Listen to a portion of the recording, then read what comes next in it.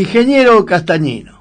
No, bien que no le digo historiador, ¿no? Porque por ahí viene alguno y se me enoja y ¿qué? ¿Quién es historiador? Bueno, Ingeniero Castañino. Yo iba a hacer una pequeña reseña, digamos, sobre la muerte de Rosas. Adelante nomás. Que fue el 14 de marzo de 1877. Exacto. Rosas, bueno, fue un hombre muy importante para mí, para la Argentina. De chico había peleado en las invasiones inglesas cuando tenía 13 años, algunos lo quisieron negar, pero hasta el propio Liniers le mandó una carta a los padres agradeciéndole. Después tuvo saladeros en forma particular, tuvo campo, o sea, lo persiguieron en el saladero, tuvo campo, ayudó o financió a los 33 orientales, incluso él fue como espía, digamos, haciéndose pasar por comprador de hacienda para ver cómo estaba el ambiente del lado uruguayo. Asume el primer gobierno, después falta un periodo, digamos, que hace la campaña al desierto, ahí fue cuando toma las Malvinas, asume el segundo gobierno y le hacen una guerra total, todos, porque, o sea, los unitarios, los riveristas, los franceses, la Confederación Peruano-Boliviana, los ingleses, después los brasileros. Los brasileros. Bueno, el Imperio de Brasil, en aquella época el el Imperio de Brasil, hasta que lo terminan derrocando. Cuando lo derrocan, cuando lo vencen, él renuncia y dice, si más no hemos hecho, es porque más no hemos podido, lo escribe en la renuncia, y se refugia, digamos, en la casa del representante inglés. Muchos dicen, como argumento, los unitarios suelen decir, Rosas era pro-inglés y se fue a vivir a Inglaterra.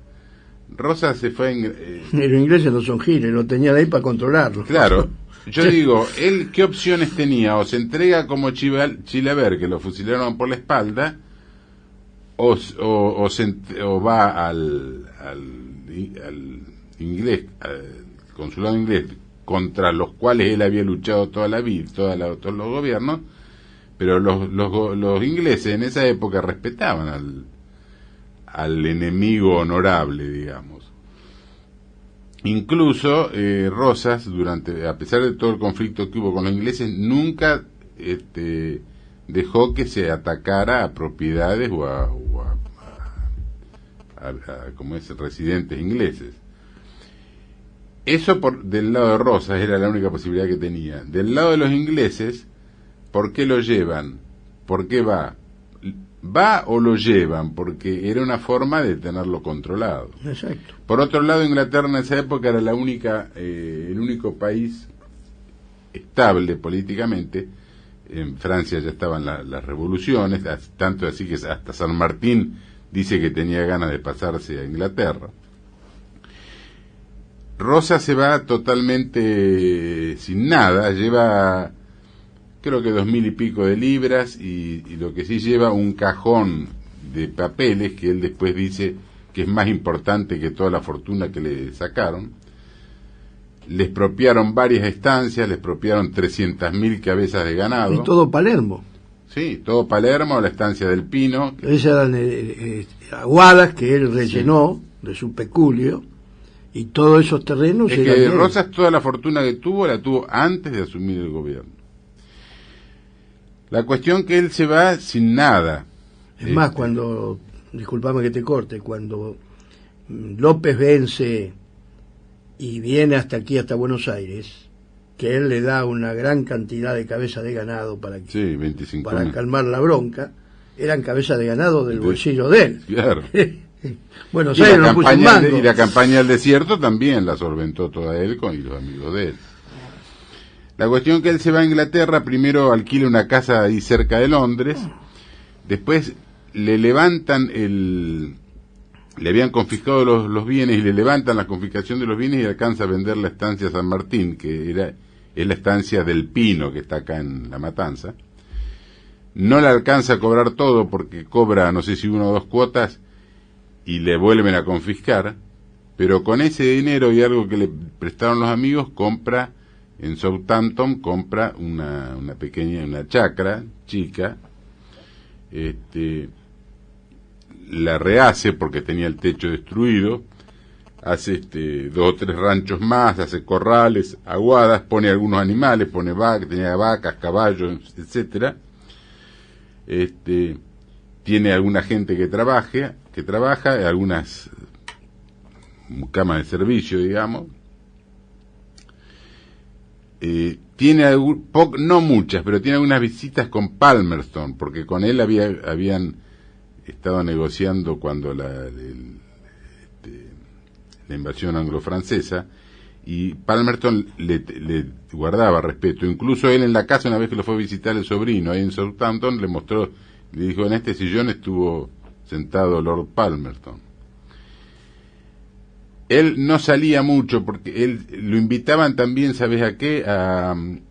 Cuando hacían esas casas del zorro, porque dice que los ingleses se divertían mucho por la habilidad que él tenía para andar a caballo.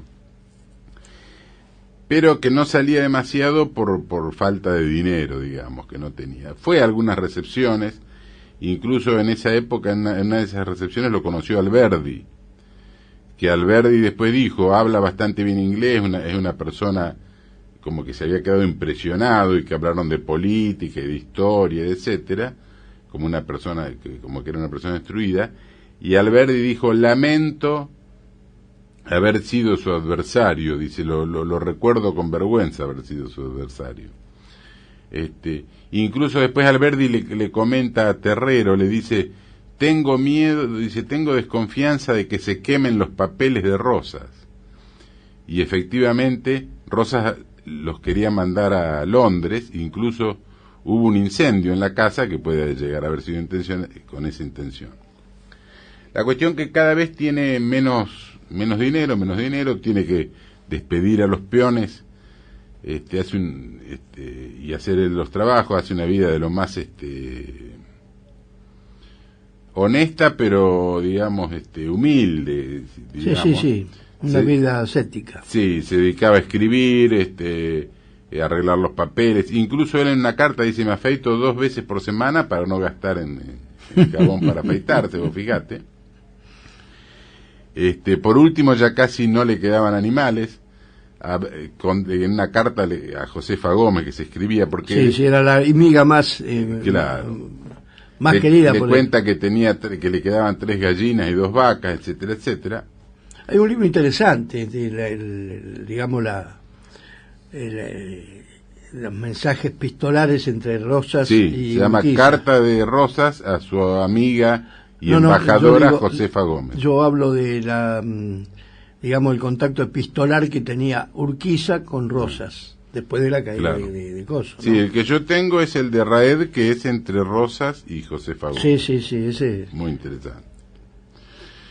La cuestión que llega a tal pobreza que en una carta, por ejemplo, que le escribe a Manuelita en el otoño de 1876, le dice: mi muy querida hija Manuelita, triste siento decirte que las vacas ya no están en el farm, las 2 que le quedaban. Dice: Dios sabe lo que dispone, y el placer que sentía de verlas en el fiel llamarme, ir a mi carruaje a recibir alguna ración cariñosa de mis manos y el enviar a ustedes la manteca. Las he vendido por 27 libras, y si más hubiera esperado, menos me hubieran ofrecido. Eso fue en el otoño del 76. Después hubo un crudo invierno. Voy a leer textual del libro mío, que se llama Juan Manuel de Rosas, Sombras y Verdades. Voy a leer una carilla de los últimos capítulos. Dice: el invierno es muy crudo. Un día de marzo de 1877 monta hasta tarde para encerrar unos animales. Tiene 84 años. El día es frío y húmedo. La tos lo ahoga. Por la noche lo devora la fiebre. Su médico, el doctor John Wibling, le diagnostica bronconeumonía y manda llamar a Manuelita. Ella ya no es una niña, tiene 61 años y sus hijos 18 y 20. Cuando esa noche Manuela quiere velar por el sueño de su padre, Mary Ann y Alice las fieles servidoras la disuaden. Por la mañana del 14, el año 1877, Juan Manuel tose mucho y se ahoga, expectora sangre. Alice llama a Manuelita. La hija, acariciando el rostro del anciano agonizante, como cuando era niña, y le pregunta dulcemente, ¿cómo se siente, tatita? Rosas la mira desde lo profundo de sus ojos gris acero, hundidos por la fiebre, y esbozando una sonrisa, le dice, no lo sé, mi niña. Manuelita sale entonces a llamar al médico y al confesor. Cuando vuelve, Rosas había muerto. Son las 7 de la mañana del 14 de marzo de 1877. Al día siguiente sus restos, en un ataúd de roble, son llevados al cementerio del condado. El barón de la Gatineir, su sobrino, y el padre Gabriel, en un coche, sus servidores en otro, y cerrando el cortejo el carruaje de su médico con Willis Fleming. Sobriedad y grandeza. Pobre el cortejo, pero qué trofeos. Sobre el ataúd la bandera argentina de la campaña de la Sierra regalada por el coronel Arenales, hijo del general. Sobre ella el sable del libertador José de San Martín le legara por la firmeza con que ha sostenido el honor de la República contra las injustas pretensiones de los extranjeros que trataban de humillarla. Sobre el ataúd una chapa con su nombre, como él lo escribía, Juan Manuel de Rosas, y la fecha de su nacimiento y de su muerte. Sobre su tumba, un sobrio monumento coronado con una cruz y una lápida señalando su nacimiento, su llegada a Inglaterra y su muerte. Esa fue la realmente triste muerte de Rosas. Ahora yo quería leer algo, si tengo tiempo, que es algo que escribió Manuel Gálvez, que da, digamos, un poco de esperanza a la muerte de Rosas. Esto lo escribió Gálvez en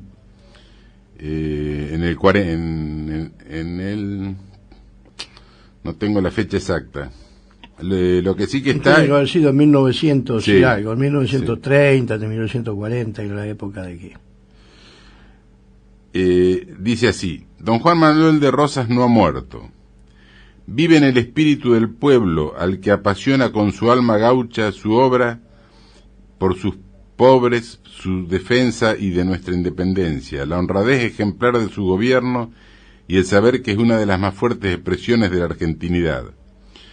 Vive en los viejos papeles que cobran vida y pasión en las manos de los modernos historiadores y que convierten en defensores de Rosas a cuantos en ellos sumergen honradamente en busca de la verdad, extraños a esa miseria de la historia dirigida, desdeñosa de las ficticias honores oficiales. Y vive sobre todo en el rosismo, que no es el culto a la violencia como quieren sus enemigos, o como acaso lo desean algunos de rosistas equivocados.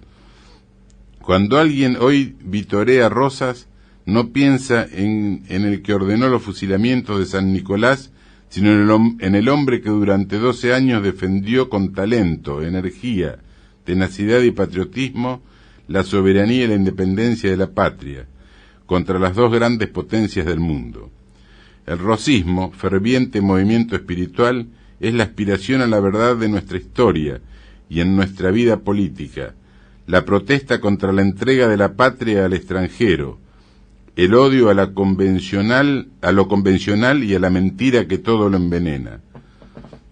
El nombre de Juan Manuel de Rosas ha llegado a ser hoy, en 1940, lo que fue en 1840, la encarnación y el símbolo de la conciencia nacional, de la Argentina independiente y autárquica, de la Argentina que está dispuesta a desangrarse antes que ser Estado vasallo de ninguna otra gran potencia. Frente a los imperialismos que nos amenazan, sea en lo político o en lo económico, el nombre de Rosas debe unir a los argentinos.